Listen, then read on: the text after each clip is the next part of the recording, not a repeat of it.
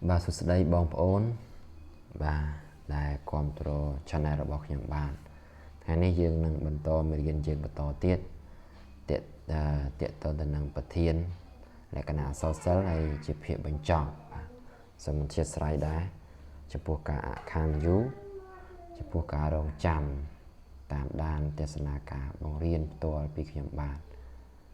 បាទអញ្ចឹងតោះយើងនាំគ្នាទៅមើលប្រធានរបស់យើងបាទថ្ងៃមុនយើងបានបកស្រាយអស់ហើយយើងបានបកស្រាយទៅលើគោលគំនិតចប់សពគ្រប់ហើយបាទយើងបកស្រាយចប់គោលគំនិតហើយនៅថ្ងៃមុនយើងបានតែនេះណាយើងមិនទាន់បាន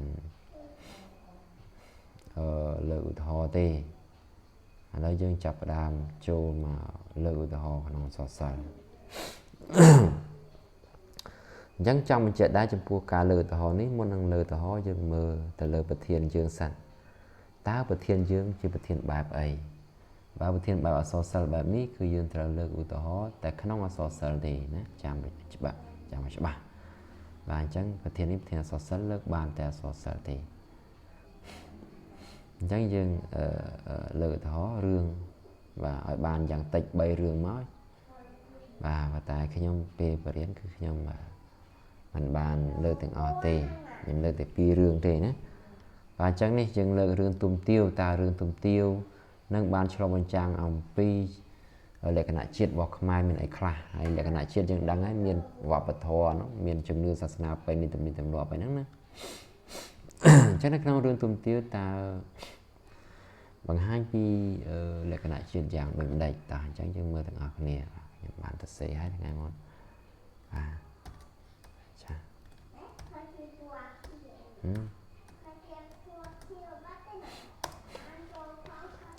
បានចឹងនេះណាបាទងាកមកមើល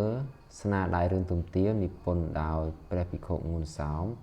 បានបង្ហាញឲ្យឃើញពីលក្ខណៈជាតិខ្មែរតាំងពីសម័យលង្វែកបាទតាមរយៈស្នាដៃនេះបានឆ្លុះបញ្ចាំងឲ្យឃើញពីជំនឿរបស់ខ្មែរទាក់ទងទៅនឹងការទុះទាយជោគជតារាសីតួយ៉ាងនៅពេលទុំសុំព្រះគ្រូចៅអធិការសឹកលោកគ្រូបានទាយឃើញថាបើទុំសឹកក្នុងខែបោះជើងលេខឆ្លើយថាទុំនឹងត្រូវស្លាប់បាទណានឹងទាក់ទងនឹងជំនឿបាទតទៅទៀតតែបើរងចាំដល់ខែពិសាទុំនឹងមានលាភសំណាងខ្ពស់ណាគឺបង្ហាញពីជំនឿរបស់ខ្មែរដោយសារទុំស្រឡាញ់ទាវខ្លាំងពេកទុំក៏លួចសឹកបំពេញបំរាមរបស់គ្រូចុងក្រោយទុំក៏ត្រូវស្លាប់ដោយការទាយរបស់គ្រូនោះមែនបាទណាបាទអញ្ចឹងនេះគឺបង្ហាញពីជំនឿចប់ហើយយើងចូលដល់ឧទាហរណ៍មួយទៀតបាទផតាំងមួយទៀតនៅក្នុងស្នាដៃរឿងនេះបានបង្ហាញពីប្រពៃណីទំនៀមទម្លាប់របស់ខ្មែរមានដូចជាពិធីចូលម្លប់របស់នាងទាវបាទពិធីស្ដីដណ្ដឹងបាទនេះអកជូនបានមកស្ដីដណ្ដឹងនាងទាវឲ្យតែមើលងួនជាកូននិងពិធីរៀបពាពីរវាងតួអង្គទុំនិងទាវនិងនាងទាវជាមួយនឹងមើលងួនជាដើមណា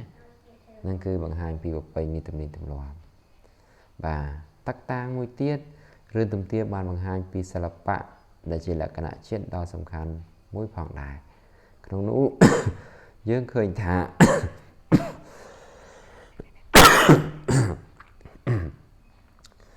បាទជាស្រ័យសុខភាពវាមិនល្អចា៎ឈឺកចង់សូមអធិស្ឋានបងប្អូនបាទក្នុងនោះយើងឃើញថាទុំចេះច្រៀងចេះស្មូតបានយ៉ាងពីរោះរីឯពេជ្រមានជំនាញខាងភ្លុំពៃណាបាទនេះគឺបង្ហាញអំពីសិល្បៈដែលជាផ្នែកមួយនៃលក្ខណៈជាតិរបស់យើងដែរបាទអញ្ចឹងយើងចប់រឿងទុំទាវហើយតាមពិតទៅរឿងទុំទាវមានបង្ហាញពីលក្ខណៈជាតិនឹងមានច្រើនដែរតែយើងច្បីយកតែគំនិតសំខាន់មកបកស្រាយបានហើយឥឡូវយើងមកមើលរឿងភូមិដេឆានតើវាបង្ហាញពីលក្ខណៈជាតិខ្មែរយ៉ាងដូចម្តេចខ្លះដែរណាចឹងតោះបែរមកមើលស្នាដៃរឿងភូមិដេឆានរបស់លោកដឹកគៀមនិងលោកឌឿកអំក có banឆ្លុះបញ្ចាំងឲ្យឃើញពីលក្ខណៈជាតិខ្មែរផងដែរតាមវាសនាដៃនេះបានបង្ហាញពីជំនឿរបស់ខ្មែរដូចជាជំនឿទៅលើវត្ថុស័ក្តិសិទ្ធិអ្នកតាបាតុភូតធម្មជាតិមានរន្ទះបាញ់និងផ្កាយដកកន្ទុយបាទដោយយើងបានដឹងហើយថានៅពេលដែលបារាំងរើសទាហានខ្មែរមកហាត់ដោយឲ្យហាត់រៀននៅក្នុងថែព្រះវិហារប្រកែមរកតពេលនោះ មានទាហានខ្លះស្រែកឡូឡាមិនគោរពវត្ថុស័ក្តិសិទ្ធិបាទក៏ត្រូវចុកពោះរាកទាល់តែធ្វើពិធីសុំខមាទោសទៅជាសះស្បើយវិញបន្ទាប់មកទៀតនៅពេលទាហានចុះកប៉ាល់ទៅស្រុកបារាំងទាហានខ្លះមានសង្សារទៅជួនដំណើរហើយសង្សារបាទសង្សារសេខោជាស្រេច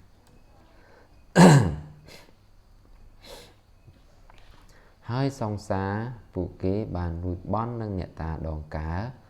សូមឲ្យជួយថែរក្សាមរតកសង្សារឲ្យបានត្រឡប់មកស្រុកខ្មែរវិញបាទនេះគឺបង្ហាញអំពីជំនឿទៅលើវត្ថុស័ក្តិសិទ្ធិនិងទៅលើអ្នកតាណាអញ្ចឹងជំនឿតទៀតជំនឿទៀតក្រោយមកទៀតនៅពេលដែលបារាំងបានច្បាំងឈ្នះអាល្លឺម៉ង់បារាំងបានដំឡើងពន្ធ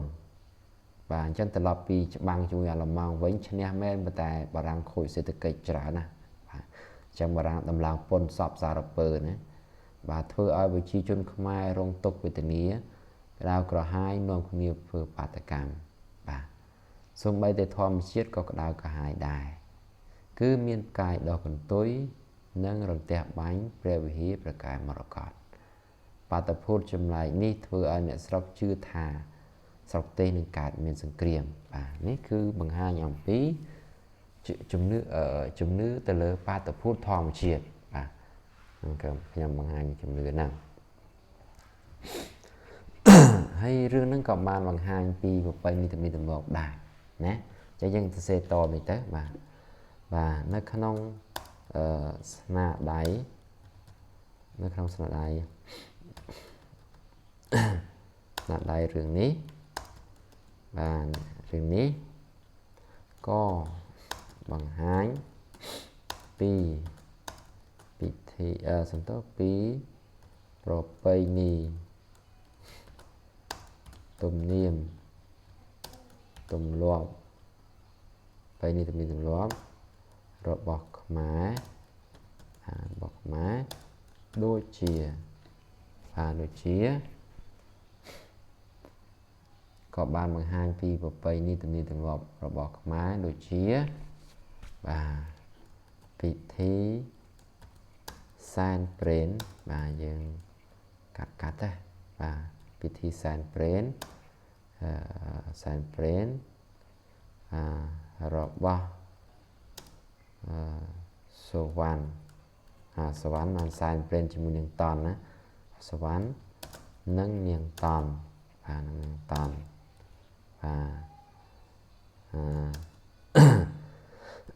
មួយទៀតមកប្រពៃណីមួយទៀតប្រពៃណីនៃការបន់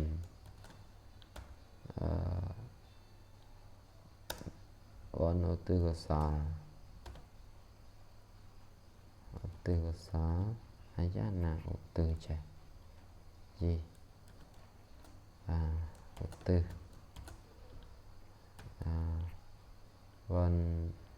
ប្រពៃណីនៃការបន់ឧទ្ទិសដល់ដួងវិញ្ញាណក្ខន្ធ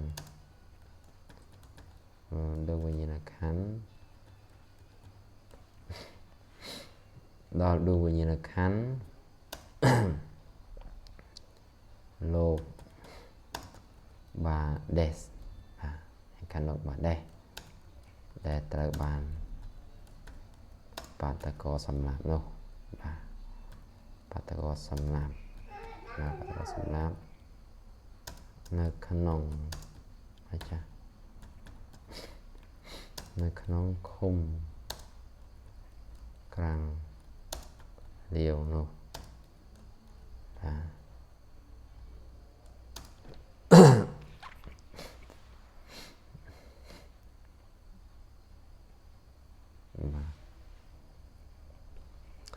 Chẳng dương phần năng bàn ấy dương phải chọc tay một đòn tới đời xa tại bê và lý mình ông nói bê và lý vì trả nạch đài nữa chẳng dương sơ rộp tay một đòn tại nữa chẳng sơ rộp cứ như chức ca cho bây giờ cầm sầm khăn rồi bỏ vật thiên mô sơ xì làng vệnh và chẳng sơ rộp sạch cái đầy mở và sơ rộp sạch cái đầy mở và sna đai ở sở đây nó sna đai ở sở đai sở bật chia bàn bóng cọp tới đá lệ cân nạ chiết và lệ cân nạ chiết và chiết đại miến đồ chía và đại miến đồ chía trong nữ sát na rộp bầy ni rộp bầy ni và bầy ni tầm niên tầm loát tầm niên tầm loát bầy ni tầm niên tầm loát rộp bọc rộp krong loát rộp bọc rộp krong loát năng tiện tàu nhộ phái và bọc rộp krong loát selapa nah selapa ini nang maca selapa bisa chiều phiệp rùa nờ và chiều phiệp rùa nờ bật bật và bật nờ bật bật và nóคือbằng hai pin lạng là chiết đây và chiết chẳng dương phải chọn nó chlong tam ca bộ sài tô sna bát thiên càng lớn giang bỏ bài rồi nó dương ái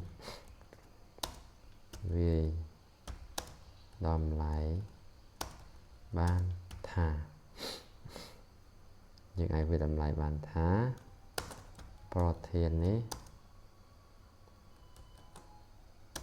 คือปัจเจียเบียนอัตไหนnăngทำไรอบรมยังเฉลิมบำพดยังเฉลิมพดปรุเวียบานบนโดสมาร์ทได้vàสมาร์ทได้nhận sắc xa bằng rồi so lại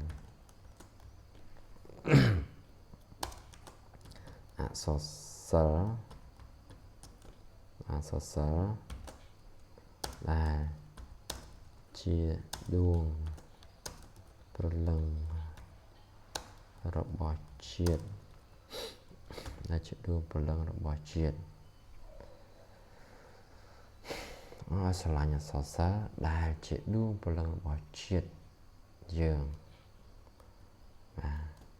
và đôi chân này không niềm nhớ chia còn là bọt còn thịt khmá trời tài và trời tá khát khom sắc xá riêng sốt và sốt pizza sna đai so sơ chiết ស្នាដៃអក្សរសិល្ប៍ជាតិនេះស្នាដៃអក្សរសិល្ប៍ជាតិដើម្បីចូលរួមថែរក្សាការពារមរតកនេះការពារមរតកនេះឲ្យបានគង់វង្សស្ថិតស្ថេរ